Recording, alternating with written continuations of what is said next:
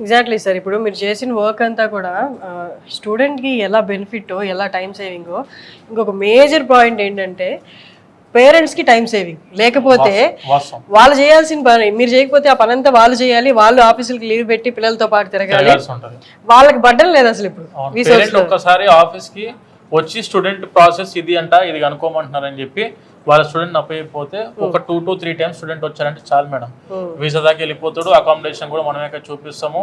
తర్వాత అతనికి ఎటువంటి హెల్ప్ కావాలన్నా కూడా మనం వీసా తరఫు నుంచి ఎప్పుడు ఓపెన్ గేట్స్తో ఉంటాం మనం. ఎగ్జాక్ట్లీ. లేకపోతే పేరెంట్స్ పాపం ఫైల్స్ పట్టుకొని ఎండల్లో ఆ బ్యాంకులు ఈ బ్యాంకులు ఈ కన్సల్టెంట్ ఒకటే ప్లేస్, వన్ స్టాప్ సొల్యూషన్ వీసోర్స్. అదే మీరు కరెక్ట్గా క్యాప్చర్ కూడా కరెక్ట్గా పెట్టారు, వన్ స్టాప్ సొల్యూషన్.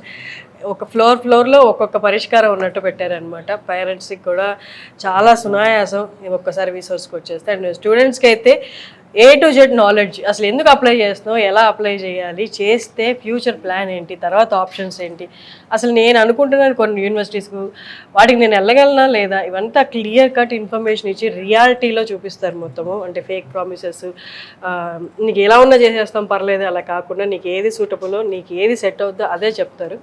సో అందుకే ఎంత ట్రాన్స్పరెంట్గా ఉన్నారు కాబట్టి, as I said before 19 years ఒకే ఇండస్ట్రీలో ఉండి ఇంత టాప్గా ఉండడం. అండ్ మెయిన్ సిటీలో మెయిన్ ప్లేసెస్ ఏమున్నాయో అన్ని చోట్ల బ్రాంచెస్ ఉన్నాయి.